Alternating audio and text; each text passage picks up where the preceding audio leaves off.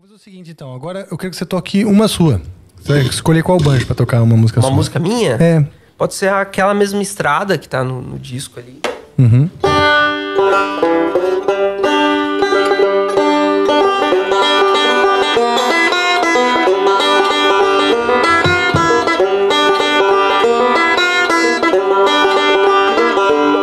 De novo a mesma estrada, aquela mesma estrada que eu me encontrava 10 anos atrás.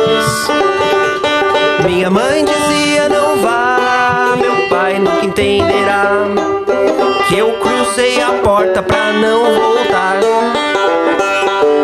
Sair de casa sempre foi o meu destino, mas você cruzou meu coração, entrou no meu caminho e foi muito mais do que eu jamais tivera.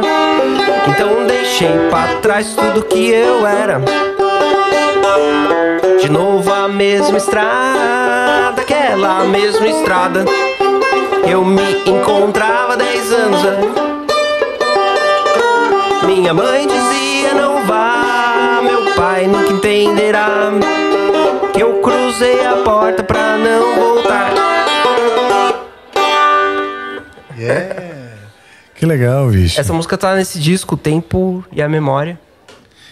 O Tempo e a Memória. E aí, você que canta? Não que eu esteja fazendo mau juízo, tá? Não, é só pra entender mesmo. Nesse daqui... Não, no outro, o que tem a ampola. Não, ampola é a... Que essa aqui é o de músicas autorais mesmo, né? Isso. Ah, muito legal. E a harmonia, bicho? Essa harmonia que você dá mais acordes maiores e tal, né? Você foi pegando de ouvido? Como foi que você foi aprendendo? Então, Ou você estudou a harmonia também? Essa é uma outra coisa, né? No Bluegrass a gente toca muito os temas pra acompanhar o que o cara tá cantando, né? Então, assim, a gente tem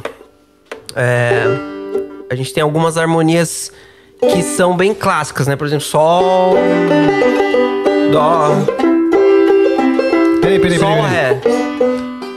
Ah, você tá pondo aqui também, né? Isso. Vou tentar Aí aprender, vai pro Dó, hein? Aí volta pro Sol. E aí vai pro Ré. Só que você tá fazendo Ré aqui, né? Também.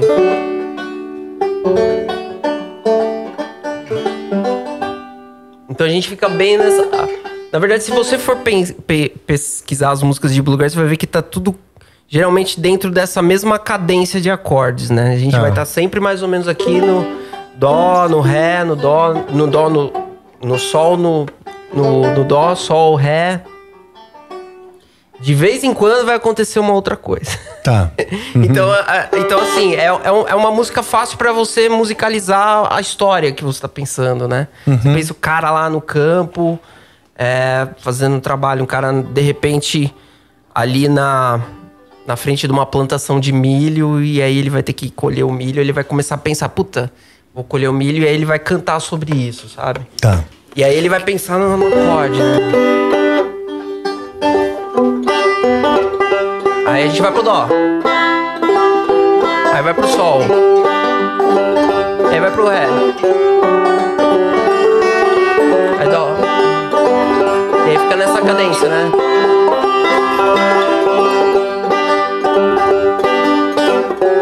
Aí vem.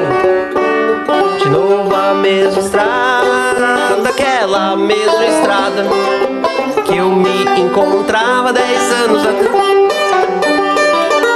Minha mãe dizia não vá, meu pai nunca entenderá que eu cruzei a porta pra não voltar.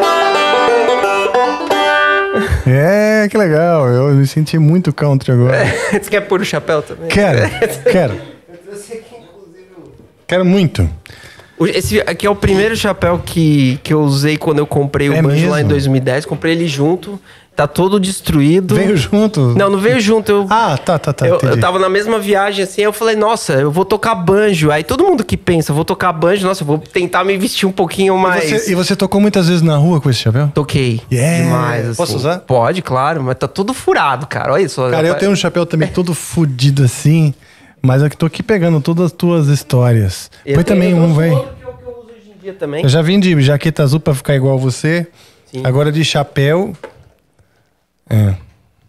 E aí a gente pensa assim, e outra, a gente pode começar a criar uma música, né? Tá. E a gente pode pensar nessa Nesses cadência acordes. de acordes e tudo mais. Só que o Bluegrass tem muito de ser uma coisa instrumental, né? Tá. Então a gente tem muitos licks atrelados que são coisas da linguagem do estilo. Então quando a gente toca banjo, a gente tem uma linguagem muito específica, né? Tá. Não só porque a gente tá usando aqui os dedilhados em vez de uma batida com palheta e tudo mais. E aí a gente tem alguns licks que são clássicos, né? Por exemplo... Você vai sempre terminar... Faz de novo?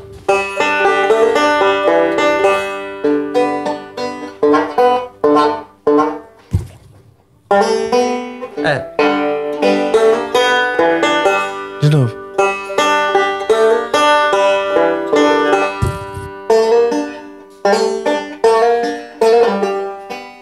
Eu ainda me confundo muito que eu olho 5 cordas aqui e 4 aqui, cara. Aí perde tudo, né? Essa é uma dificuldade comum? Sim, com certeza. É porque assim, no banjo a gente vai sempre pensar muito mais... Não pensar, né? A gente tem que ter os movimentos da mão direita muito... Tem que estar... Por isso que eu falei pra você, fica uma semana treinando isso aí. Porque tem que ficar automatizado, daqui uma né? semana vai ficar automático, entendeu? Tá. Não tô nem tentando pensar isso agora. Aí você vai conseguir desvencilhar dessa imagem aqui de 5 cordas e passar pro que você tá fazendo aqui, né? Ah, tá. Então a gente fica muito lá, né? Treinando rolls, né? E é uma coisa interessante, né? Porque quando eu peguei o banjo, eu tive uma baita de uma preguiça de entender como funcionava esse instrumento. Você tem que ligar novas gavetas. Exatamente. Da cognição. Eu tava lá e eu comecei a criar, sei lá, meu jeito de tocar. Então eu tocava como se fosse uma palheta mesmo, sabe? As primeiras vezes que eu saí pra tocar na rua, eu tocava como se fosse uma palheta. E, eu achava demais. E a galera chegava pra mim e falava, nossa, me dá aula de banjo, velho. Mano, mas eu nem sei tocar, tá ligado? E aí o dia que eu vi um cara tocando, assim, direito, eu me achei um baita do impostor, sabe? É mesmo. Que foi o dia no bar lá que você falou. Exatamente. E teve uma outra situação também, que uma vez eu tava ouvindo uma música que eu queria colocar no repertório do show, em casa. E aí minha esposa veio assim, vendo eu tentando tocar, e ela falou assim... Você não tá fazendo nada parecido com o que os caras estão fazendo ali.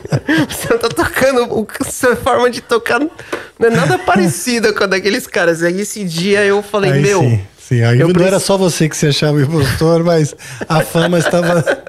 Aí eu pensei assim, eu preciso voltar e aprender do zero. Foi aí que eu voltei. Eu parei do zero. Isso foi 2015, 2016, mais ou menos. Já tava depois do primeiro disco do Bar do Banjo, né? Uhum. E aí eu fui lá e eu falei, vou sentar de novo na frente daqueles vídeos e vou aprender.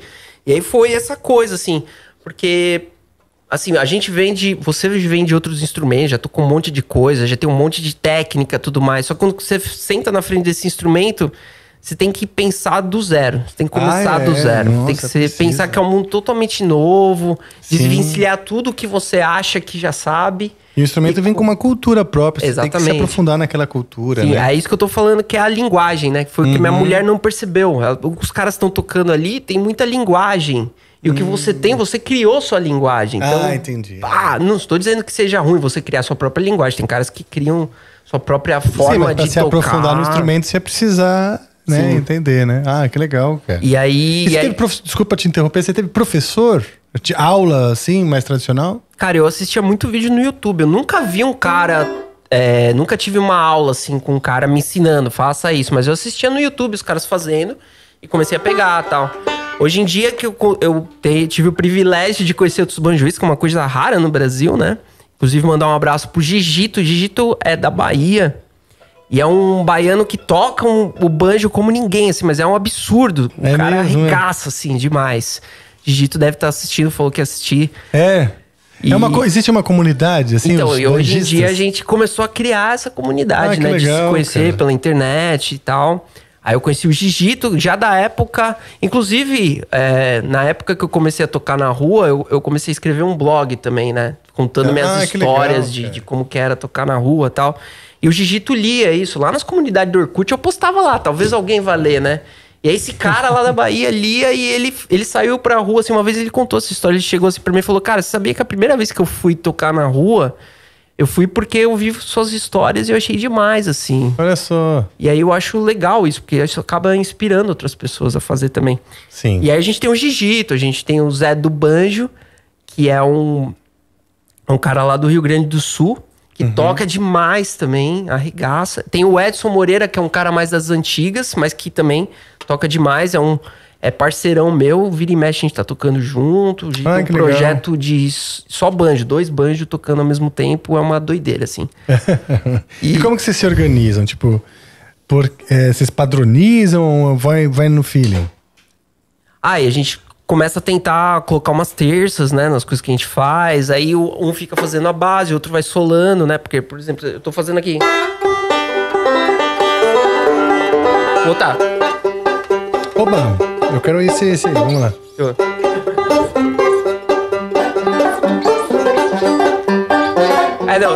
Pensa só nesse shape aqui que é o Sol. Aí você vai vir daqui pro Dó, vai voltar pra cá e vai vir pro Ré. Tá. Então assim, ó.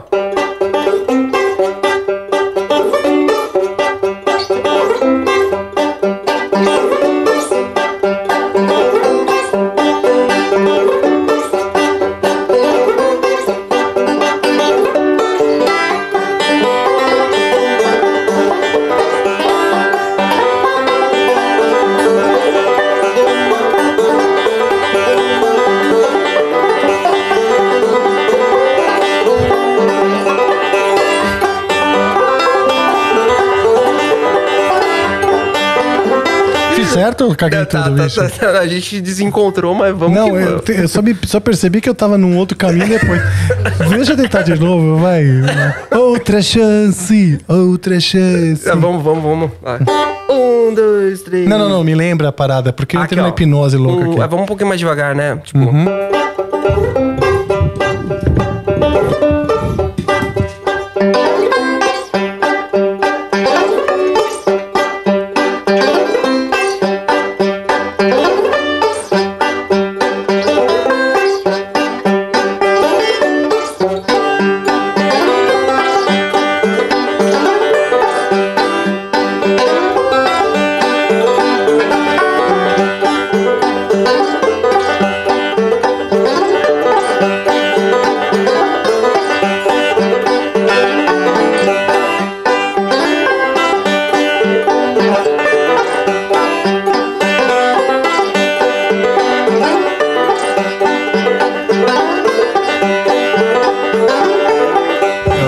Peguei, vai. Pegou, tá rolando. Eu não tava contando, não tinha espaço na minha cabeça com a novidade pra contar. Isso é louco, né? Você pega um novo instrumento, você não consegue nem contar o compasso, você vira iniciante, né?